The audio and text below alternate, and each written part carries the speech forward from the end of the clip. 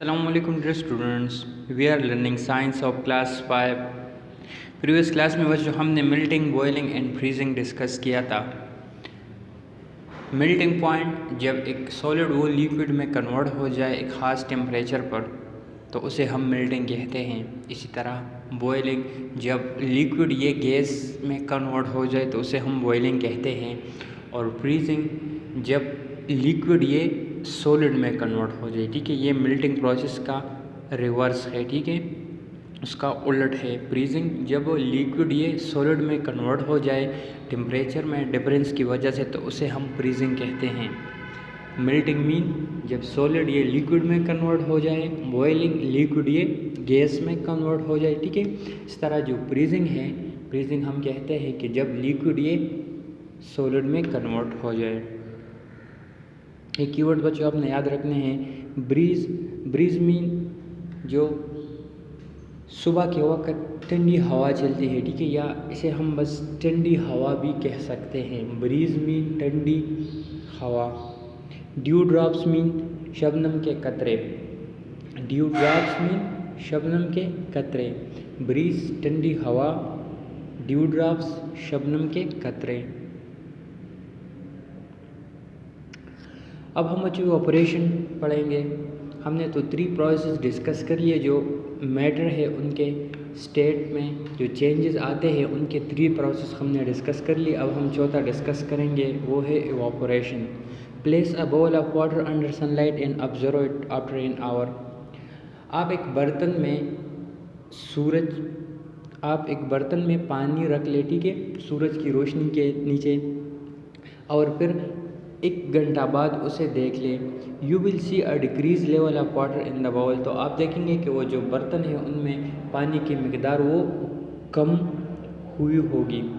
This is because the particle of water take heat from sunlight and turn into vapour. ये इसी वजह से है क्योंकि जो वाटर के पार्टिकल्स होते हैं उस बाउल में, उस बर्तन में, जब सूरज की रोशनी उस पर पड़ती है तो वो पार्टिकल्स एनर्जी गेन करते हैं। ठीक है, वो हीट गेन करते हैं और जो पानी की सतह है उनसे वो इवापोरेट कर जाते हैं, यानी उनसे उड़ जाते हैं।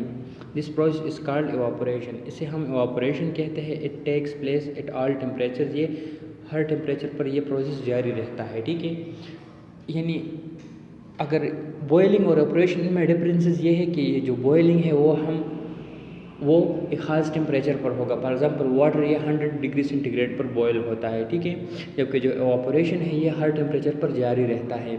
आपने अक्सर देखा होगा, अगर आप गीले कपड़े ये बाहर जब कपड़े वो गीले हो तो आपने देखा हो कि कुछ वक्त के बाद वो खुश्क हो जाते हैं। ठीक है, एंड जब हम उसे सूरज पर डालते हैं तो वो कुछ वक्त के बाद वो खुश्क हो जाते हैं, उनसे जो वाटर है वो इवापोरेट हो जाती है।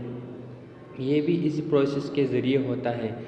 जब सूरज की रोशनी ये पानी के ऊपर पड़ती है तो वो पानी के जो पार्टिकल्स होते हैं, एटम्स होते हैं, वो एनर्जी गेन करते हैं। ठीक है, उनके मोशन में इजाफा होता है, उनकी मोशन तेज़ हो जाती है, जिसकी वजह से वो जो पानी की सतह है उनसे निकल जाते हैं। इवापोरेशन ये हर टेम्परेचर पर जारी रहता है, यानी इवापोरेशन ये हर वक्त जारी रहता है। Now condensation. Have you ever enjoyed the cool breeze of early morning? At this time air contains water vapors. When water vapor come into contact with the cool surface of leaves and grass, it turn into tiny water droplets called dewdrops. This process is called condensation. अब condensation जब water vapours हो, ठीक है, यानी एक gaseous state है और वो टेम्परेचर में कमी की वजह से किस चीज़ में कन्वर्ट हो जाए, लिक्विड में कन्वर्ट हो जाए, तो उसे हम कंडेंसेशन कहते हैं। जब हमारे पास गैसेस हों, ठीक है, या वाटर वेपर्स हों और वो टेम्परेचर में कमी की वजह से लिक्विड में कन्वर्ट हो जाए तो उसे हम कंडेंसेशन कहते हैं।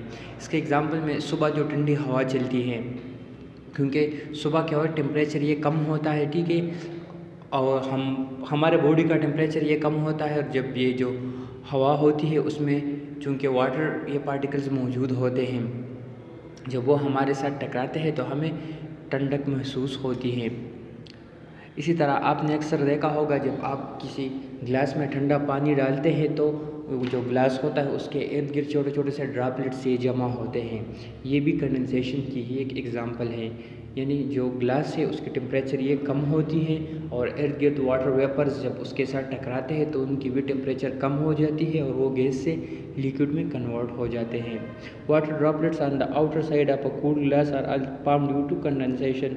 इस तरह जो ठंडे ग्लास के इर्द गिर्द जो वाटर ड्रॉपलेट्स होते हैं ये भी कंडेंसेशन ही के ज़रिए होते हैं। Both operation condensation are reversible process. जो ऑपरेशन और कंडेंसेशन है ये रिवर्सिबल है, ठीक है। यानी ऑपरेशन होती है उसके बाद फिर कंडेंसेशन, इसी तरह कंडेंसेशन और उसके बाद फिर ऑपरेशन, यानी ये दोनों इंटरचेंजेबल है, ठीक है।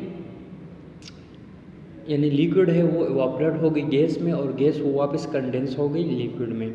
हीट का लिक्विड टू इवापोरेट, यानी हीट की वजह से जो लिक्विड है वो इवापोरेट होता है। इसी तरह cooling causes gas to condense, यानी जब गैस को हम कूलिंग देते हैं तो वो कंडेंस होकर लिक्विड में कन्वर्ट हो जाती है, ठीक है। लिक्विड को अगर हम हीट दे दें तो वो इवापोरेट होकर गैस में कन्वर्ट हो जाएगी। इस तरह अगर गैस को हम कूलिंग दे दें तो वो कंडेंस होकर लिक्विड में कन्वर्ट हो जाएगी। सो ये दोनों प्रोसेस इवापोरेशन एंड कंडेंसेशन ये दोनों रिवर्सिबल प्रोसेस है। Now sublimation. Not all solid melt upon heating. Some solid convert directly into gas without changing into liquid form. This is called sublimation. अब sublimation किसे कहते हैं? जब solid directly गैस में convert हो जाए, जब solid directly गैस में कन्वर्ट हो जाए तो उसे हम sublimation कहते हैं, ठीक है। जब solid ये डायरेक्टली किस चीज़ में कन्वर्ट हो जाए, गैस में, लिक्विड के बजाय सॉलिड डायरेक्टली गैस में कन्वर्ट हो जाए तो उसे हम सब्लिमेशन कहते हैं। पहले तो हमने पढ़ लिया था कि हम जब सॉलिड को हीट देते हैं तो वो लिक्विड में कन्वर्ट होता है, लेकिन सब्लिमेशन में जब हम सॉलिड को हीट देंगे तो वो डायरेक्टली गैस में कन्वर्ट होगा, ठीक है। Dry ice is a solid form of carbon dioxide. इसी तरह जो कार्बन डाइऑक्साइड होती है, ठीक है, सॉलिड कार्बन डाइऑक्साइड, इसे हम ड्राई आइस भी कहते हैं। ये एक एग्जांपल है इसके। It is use in refrigerator to keep thing frozen. जो रेफ्रिजरेटर्स होते हैं उनमें जो गैस इस्तेमाल होता है वो यूँ ही कार्बन डाइऑक्साइड होती है, ठीक है, सॉलिड कार्बन डाइऑक्साइड।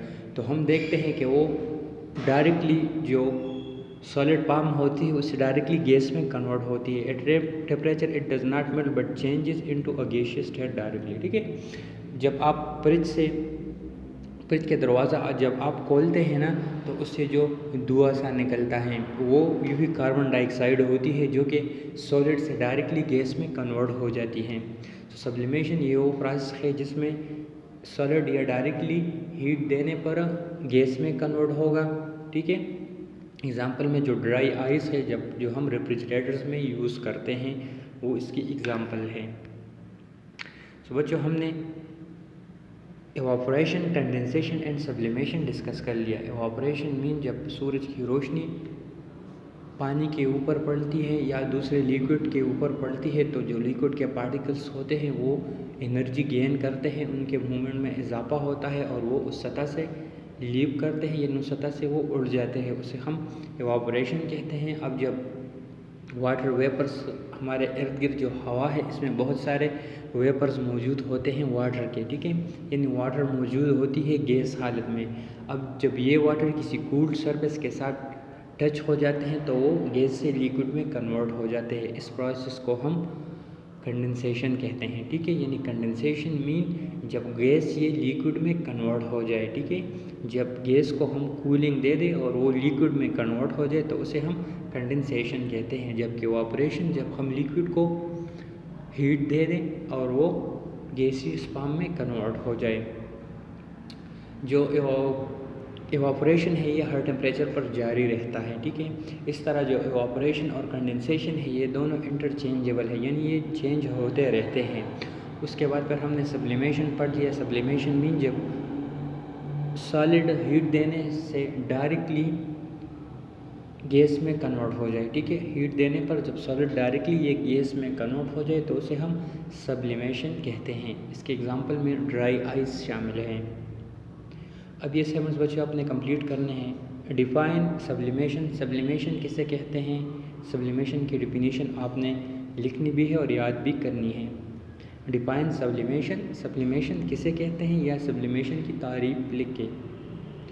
सो बच्चों बस आज के लिए इतना ही। Thank you and वस्सलाम।